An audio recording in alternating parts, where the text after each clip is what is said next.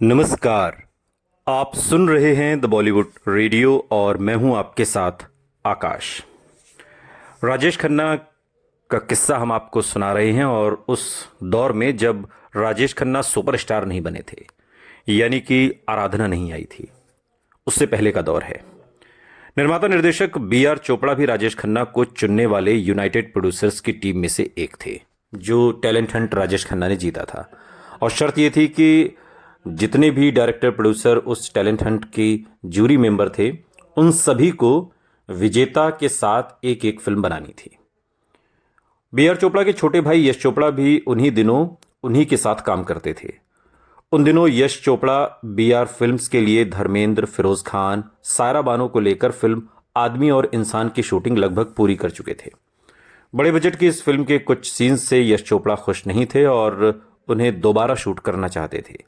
लेकिन मुश्किल ये थी कि फिल्म के हीरोइन सायरा बानो के पैर में चोट लगी थी और इलाज के लिए वो लंदन चली गई थी। उनके लौटने में अभी कुछ समय बाकी था। यश चोपड़ा किसी तरह इस वक्त का इस्तेमाल करना चाहते थे और इन्हीं दिनों यश चोपड़ा ने मशहूर नाटककार प्रवीण जोशी का एक गुजराती नाटक देखा जिसका नाम था धूमस। धूमस में मुख्य किरदार उनके भाई अरविंद जोशी, अभिनेता शर्मन जोशी के पिता, उन्होंने निभाया था। धूमस अंग्रेजी लेखक मोंटे डायल के नाटक साइन पोस्ट टू मर्डर पर आधारित था और इस पर 1964 में हॉलीवुड में इसी नाम से एक कामयाब फिल्म भी बनी थी। ये एक रात की कहानी थी जिसमें पुलिस से भागा एक मुजरिम एक बंगले में पनाह लेता है और इस बंगले में एक लड़की अकेली रहती है। मासूम सी दिखने वाली इस लड़की के जाल में वो बुरी तरह से उलझता चला जाता है और अंत में वो लड़की खुद कातिल निकलती है। यश चोपड़ा ने फैसला कर लिया कि इस नाटक पर वो जल्दी से एक फिल्म बनाएंगे। बड़े भाई बी आर चोपड़ा से सलाह मशवरा किया गया। तय हुआ कि यह फिल्म बी आर फिल्म्स की छोटे बजट की एक एक्सपेरिमेंटल फिल्म होगी। जो सबसे खास बात तय ये हुई कि ये फिल्म, इसमें कोई गाना नहीं होगा और यही नहीं, इसे एक ही शूटिंग शेड्यूल में एक ही सेट पर एक महीने में ही पूरा कर लिया जाएगा। यह काम उस दौर की हिंदी फिल्म इंडस्ट्री की कार्यशैली से बिल्कुल अलग था, क्योंकि उस दौर में प्लानिंग से लेकर फिल्म की रिलीज तक कम से कम एक साल तो लगता ही था। यश चोपड़ा इस चुनौती को लेकर बेहद उत्साहित हो गए। फिल्म का नाम रखा गया इत्तेफाक और इस फिल्म में यश चोपड़ा के चीफ असिस्टेंट डायरेक्टर रहे रमेश तलवार बताते हैं कि मैंने बी आर फिल्म्स ज्वाइन की थी।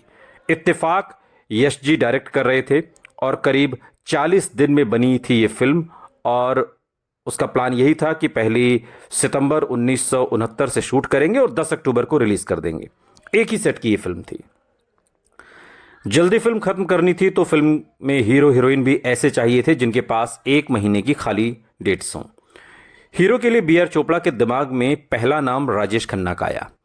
Film fair United producers talent Hunt के कॉन्ट्रैक्ट के हिसाब से उन्हें राजेश खन्ना के साथ फिल्म बनानी भी थी। साथ ही राजेश खन्ना की कोई फिक्स इमेज भी नहीं थी और ये बात इत्तेफाक के इस किरदार पर बिल्कुल फिट बैठती थी। फिल्म में हीरोइन का किरदार नेगेटिव था और इस किरदार के लिए पहले एक्ट्रेस राखी से बात की गई, लेकिन राखी उस वक्त राष्ट्रीय प्रोडक्शन की फिल्म जीवन मृत्यु साइन कर चुकी थी और उनके साथ कॉन्ट्रैक्ट में बंधी हुई थी। तब यश चोपड़ा ने नंदा को साइन किया। नंदा अब तक जब जब फूल खिले और गुमनाम जैसे हिट फिल्मों में काम कर चुकी थी। यश चोपड़ा चाहते थे कि फिल्म इत्तेफाक देखते समय किसी को हीरोइन पर शक ना हो कि वो कातिल भी हो सकती है। नंदा की छवि मासूम और रोमानी थी और इस साइकोपैथ कातिल के रोल में दर्शकों को झटका देने के लिए उनकी कास्टिंग कमाल की थी। सितंबर 1969 में फिल्म की शूटिंग शुरू कर दी गई और बंबई के परेल में स्थित राजकमल स्टूडियो में फिल्म का सेट लगाया गया। हर रोज सुबह जल्दी शूटिंग शुरू हो जाती और देर रात तक चलती थी। शायद 4 फ्लॉप फिल्मों का दबाव ही था कि राजेश खन्ना हर रोज शूटिंग शुरू होने से पहले काफी पहले सेट्स पर आ जाते थे और अपने सीन्स की रिहर्सल भी करते थे। रमेश तलवार बाद के दिनों में एक इंटरव्यू में बताते हैं कि इत्तेफाक तक आते आते उन्होंने लेट आने की शुरुआती आदत पर भी काफी हद तक काबू पा लिया था। उन्हें एहसास था कि वो बेहद किस्मत वाले हैं और उन्हें बड़े बैनर्स की फिल्मों में साइन किया गया है। इत्तेफाक के सेट्स पर लेट आने का मतलब ही नहीं था। क्योंकि पूरी फिल्म 1 महीने में ही ख़त्म होनी थी। पूरे सितंबर में शूट हुई। दिन में जो शूट होता था वो उसी रात जाकर यश चोपड़ा एडिट उसको करते थे, और वो एक अजीब सा अनुभव था। उस दौर के हिसाब से ये बेहद एक्सपेरिमेंटल फिल्म थी। बैकग्राउंड म्यूजिक पर भी साथ ही में काम शुरू कर दिया गया, और गाने थे नहीं तो सलील चौधरी ने कमाल का बैकग्राउंड म्यूजिक इस फिल्म में दिया था, बिल्कुल सस्पेंस और थ्रिलर जैसा। इत्तेफाक एक अभिनेता के तौर पर राजेश खन्ना के लिए भी एक बड़ी चुनौती थी। इसमें उनके किरदार में कई शेड्स हैं। पहले पुलिस से भागे हुए एक घबराए हुए मुजरिम, फिर नंदा को डराने वाले क्रिमिनल, और अंत में नंदा का असली रूप सामने आने पर बुरी तरह झटका खाने वाले हीरो के रूप में राजेश खन्ना ने बेहद इंटेंस परफॉर्मेंस दी। इस रोल की बात करते हुए अपने एक इंटरव्यू में उन्होंने कहा था कि मैंने उस रोल पर बहुत मेहनत की थी। कई बार तो अगर मुझे कोई सीन परेशान करता था तो मैं निर्देशक को आधी रात के वक्त भी जगा दिया करता था। हालांकि फिल्म के कई सीन में राजेश खन्ना काफ़ी लाउड भी नजर आते हैं, लेकिन मेलोड्रामा शायद उस दौर की हिंदी फिल्मों का अहम हिस्सा हुआ करता था। इत्तेफाक की शूटिंग शुरू होने से पहले ही राजेश खन्ना शक्ति सामंता की फिल्म आराधना और राज खोसला की दो रास्ते की शूटिंग तकरीबन शुरू कर चुके थे। दोनों फिल्मों को साल 1969 के अंत में रिलीज होना था, लेकिन इत्तेफाक ने रिलीज होने की दौड़ में बाकी दोनों फिल्मों को पीछे छोड़ दिया।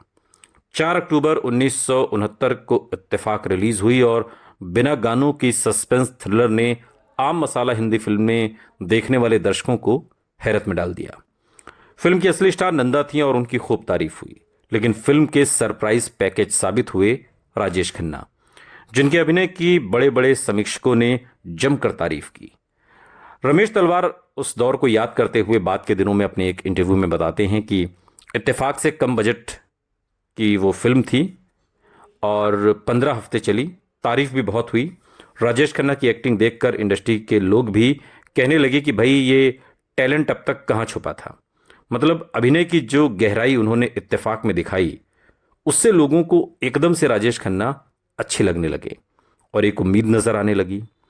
लंबे वक्त के बाद आखिरकार राजेश खन्ना ने पहली बार कामयाबी का जायका चख लिया, लेकिन किसी को भी यह अंदाजा न था कि यह कामयाबी कोई इत्तेफाक नहीं बल्कि बॉक्स ऑफिस पर आने वाले एक तूफान की बस शुरुआत भर थी।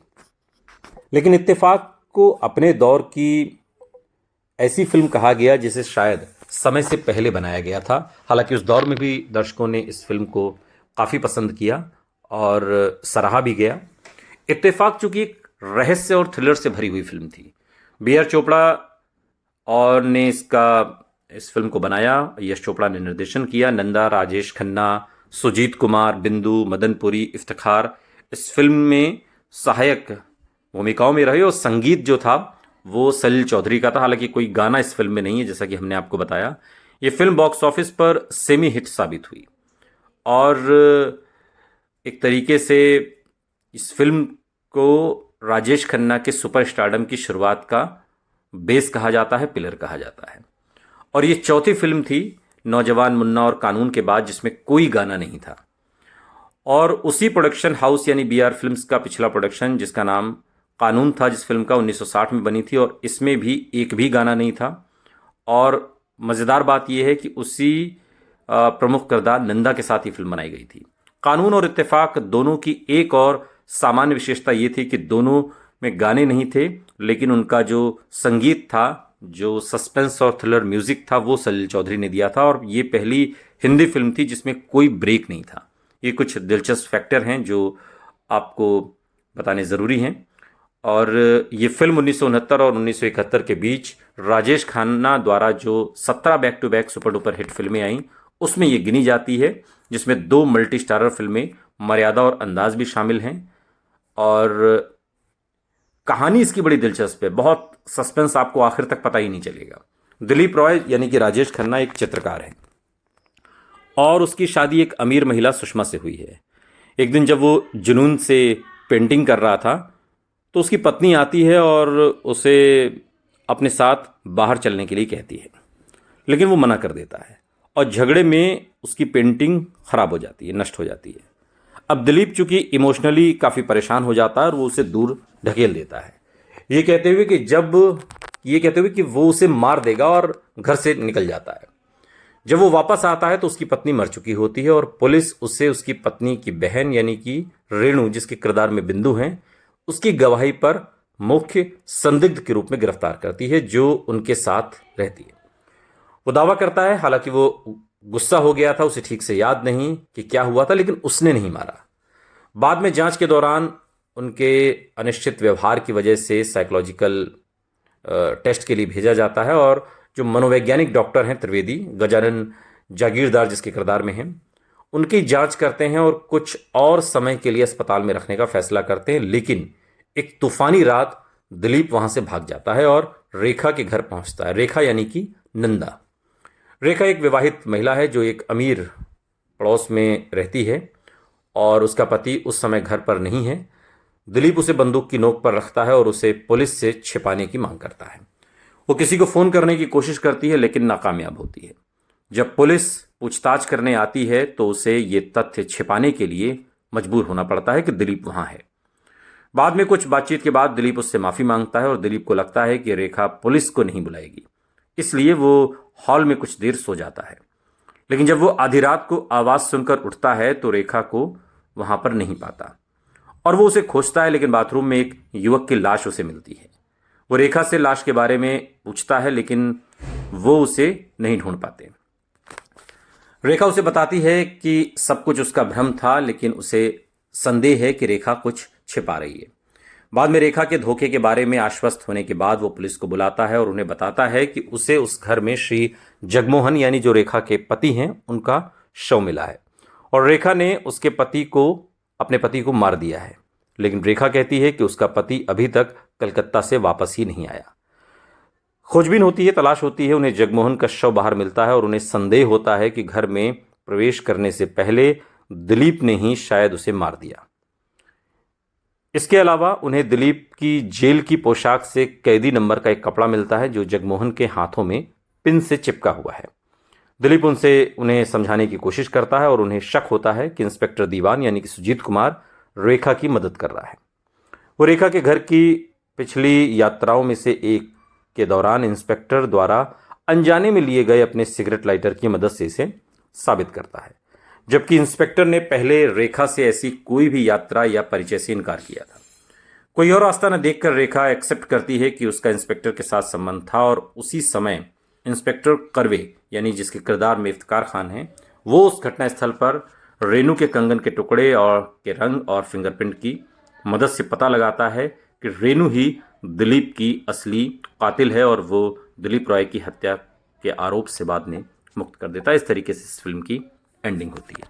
फिल्म की सबसे खास बात है कि इसकी कहानी आपको अंत तक बांधे रखती है। गाना कोई है नहीं और सस्पेंस से ये पूरी फिल्म भरी हुई है।